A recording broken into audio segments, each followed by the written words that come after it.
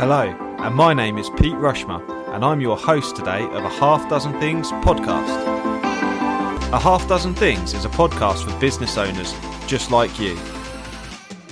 Whether you're an underdog hungry for success, or you're already smashing it but want to continue to level up, we are here each week for you to get insight and learning from the very best in the business.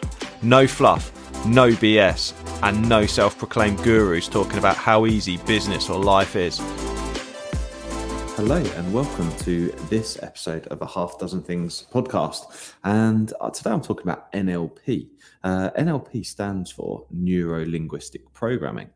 And I thought I would record a podcast because it's something that people who follow me on social media and on LinkedIn, Facebook, those kinds of things, you'll have heard me mention it and possibly in previous podcasts as well. So in this session, we're going to be talking about what that is and what is NLP. Now, those of you that will have heard me chunter on, they'll have known that in November, I went and did my NLP practitioner's course, which took 7 days.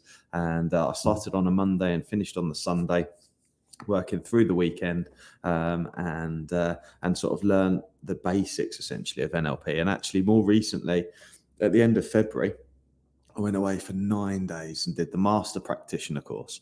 And I found the whole process very fascinating. So to sort of start the story, I would go back sort of 2 years now, or actually further really, because I first met Bevis, who was my NLP coach. I first met him around sort of 2019 sort of time, 2018, 2019 sort of time. And Bevis, if you're listening, I don't mean this. Obviously, I don't mean this in a offensive manner, but I thought it was all a bit woo-woo. And that's just how I thought it was. I didn't really understand it. I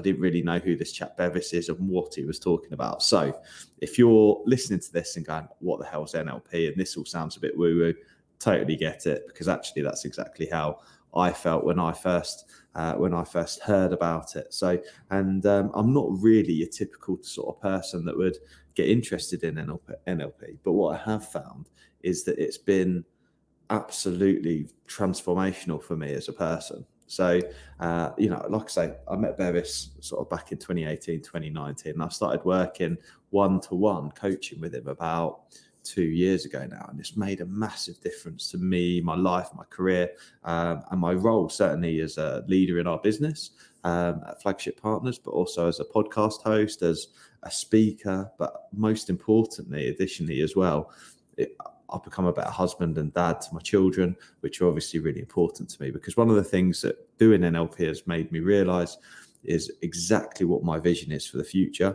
and also what my core values are, and making sure that the things I do align with my core values as well.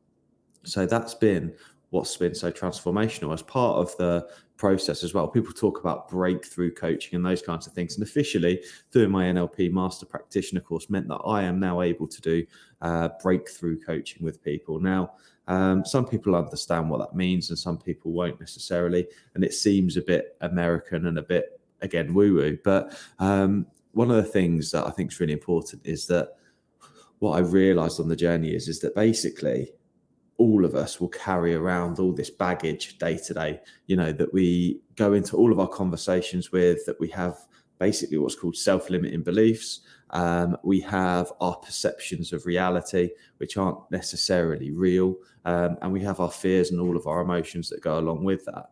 And what going through the process with NLP helped me realize what it helped me do was to let go of some of those old beliefs and some of those old emotions that used to kind of come to the surface and often make you feel like they're things that can help, or that they're things that can help cause you to struggle with some things, avoid things. If you've ever avoided doing something, just stop and notice that you're avoiding doing it, and just think, because basically our minds play tricks on us, and that's basically what neuro linguistic programming is. So it's understanding how. So neuro is our brain. Obviously, linguistics is communication, and how our brain and we communicate sort of And the neuro-linguistic programming is like the programming, the experience that we've been through. And I know that I'm probably waffling in the way I explain this, and some people might be able to explain NLP in a really concise manner, but I don't think that really does it justice, because what I could just say, I've heard people say NLP is like getting run over by an ambulance, which is quite interesting. And some people say, it's the way that our brains and the way we communicate and the way that our brains are programmed over a period of time sort of goes to form NLP. And the study is around how we sort of unravel that, or how we continue to evolve the way we think and the way we communicate with people. So there are some really concise explanations, but I think it's nice for me to be able to explain the process that I went through. Many people who listen will have known that, I've had my own struggles in the past. I certainly had quite a lot of baggage that I carried around with me. And one of the things that's helped me develop my skills as a leader and as a coach and as a mentor for people is that I've been able to recognize the impact that it's had on my life, and being able to let go of a lot of the stuff. So a really good example is I felt a lot of guilt, and I know a lot of people feel a lot of guilt all the time. I sort of carried it around with me everywhere I went, this like little suitcase full of guilt, and no matter what anyone did, I'd feel guilty, so. Hi, it's Pete from Flagship Partners. We're proud to sponsor a Half Dozen Things podcast. Flagship Partners help their clients become safer, greener, and greater through a range of consultancy and training services. We offer audits through to risk assessments, contracts through to support with managing your culture, all the way from mandatory training through to management training as well. So if you need any support, please do get in touch with Flagship Partners today. If I was having a day off work, I'd feel guilty that I wasn't working. I'd spend time with the family, and it'd be lovely, and I'd have a lovely time. But actually, I couldn't really enjoy it because I just felt guilt. I felt guilt that I should be working harder. And that's all the programming I've had over time, that we should work hard. You work first, play later, etc., etc. So all the time I'm second guessing myself. Have I done enough work? When's enough work? All of those sort of crazy things that someone might ask themselves. And some people will be listening to this going, that's the weirdest thing ever, Pete. But some people will be able to, recognize that in themselves. But, those people who are workaholics, go on holiday, get their laptops out, those kinds of things. Right, think about all of the programming you've had over your life around work and the things that you should be doing and shouldn't be doing, and those kinds of things, and what you shouldn't, when you shouldn't have fun because you should be working, and those kinds of things. So you have this programming, right? And I had all this guilt around work, and I'd feel guilty. But then the other thing was on the other hand is I'd go to work and I'd work long hours and I'd work really hard and I'd help build the flagship business and I'd do some fantastic work for our customers, but I'd feel guilty again. And the reason I felt guilty this time would be because I didn't spend any time with my family, or I was missing the children growing up, or I was missing a sports day, or I was missing a theatre production, or whatever it was they were doing. I was missing their football match. So I'd feel guilt. So all of a sudden, what I realise now, and what a lot of people won't realise when they're carrying all this guilt around, is I was trapped. I was trapped by my own emotion of guilt.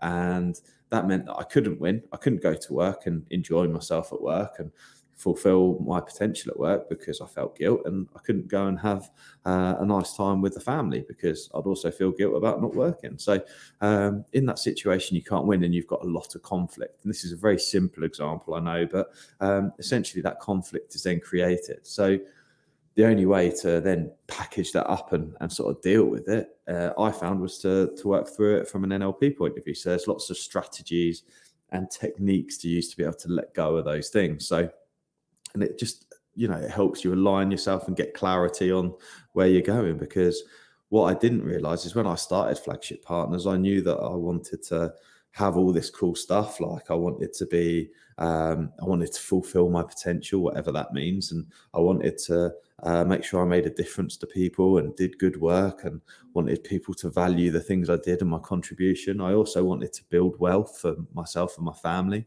I wanted those things like a bright blue Lamborghini and a beautiful mansion and all of those things that people want when they go out and set up business, or many people want, or certainly what I wanted. But all of a sudden I realized I was sort of 2 years in and I wasn't fulfilled, I wasn't happy, and I was just working my arse off, and I didn't really understand why. So, if you ever feel like that and you don't really understand what it is that's driving you or what's motivating you, then give me a shout. I'm more than happy to have a bit of a chat about it, because until we stop and take stock of the things that we're doing and the way we're behaving, we just kind of go on like these machines because we've been programmed this way, and we're being programmed all the time from our parents, our teachers. And if you are a parent or a teacher, like, it's really important that we work out this communication stuff, because we're programming our children how they're going to behave in the future. And ultimately, that's always going to occur because we've got this weird communication thing going on between us. But ultimately, let's make sure that what we're doing is positive and reinforcing, and it helps people to get clarity on the things that they want to do. So that is, in a nutshell, in a quick 10-minute nutshell, that's what NLP is, and what it is for me anyway, certainly my perception. But ultimately, I think the thing is if you're listening to this and you feel a bit confused about things, or maybe you're feeling unmotivated, maybe you're lacking some clarity on what you want to do and where you want to be, it's absolutely the sort of thing that can help. And I'm more than happy to set aside a bit of time for us to have a conversation around it, and see if it's something that I can help in the future. I am going to be doing more coaching, more NLP coaching. I'm still going to be doing all the other cool stuff that I do, from a transport point of view. I'm still going to be doing all of my compliance stuff, my auditing, my training. Flagship Partners is still going to exist as it is, but this was something that I wanted to do, obviously, for the longer term. I wanted to do it for the podcast. I wanted to do it for the people who are listening to the podcast, but I also wanted to be able to support people on a longer term basis. And I often find that actually, whenever I speak to people, whether it's about safety, whether it's about compliance, it's always about influence. It's always about people's ability to communicate. And you'll see that I've been doing much more training with companies around communication, vision, values, motivating people, recognition and consequence for behaviors and the things that are going on from a performance point of view in their team. And the NLP really helps support that, because what percentage would you put on your need to be able to communicate effectively with your team? Now, what percentage of your success is based on that ability to communicate with your team? Now, the answers might vary, but do you know what? It's probably 100% of your ability to communicate effectively with people is part of your ongoing success. And obviously, how much would it benefit you if you're able to influence people better in your work, right? So, and these are the things that NLP helps you to do. Some people will think it's about sales strategy and sales techniques because they've heard things in the past, but it isn't anything about that. It's about understanding the things that drive us and the things that hold us back, and help to let go of the things that hold us back. Anyway, I hope that's been of interest, and certainly you'll be hearing more about it, because I'm going to be doing more episodes on the podcast around NLP, and hopefully people will find it really interesting. But if you do have any questions, please do get in touch. Pete checking out. I'm in the Lloyd room. Those of you that are watching on video, you can see Lloyd Christmas behind me and his quote, which is part of the theme of the Flagship HQ. We like a bit of comedy over here. But and if you're listening on the podcast, I hope you've enjoyed it. Please do share it with your friends. And if you're interested, get in touch. I'd love to speak to you. Take care now. Bye-bye. I really hope you loved today's episode. And if you did, please make sure you subscribe and listen out for future episodes too. Please do share it across your social media channels. We hope to reach more and help more people. If you want to find out more about me, my name's Peter Rushmer. You'll find me across any social media channel, and my business, Flagship Partners, and we're your partners in success across your business. Thank you. See you again soon.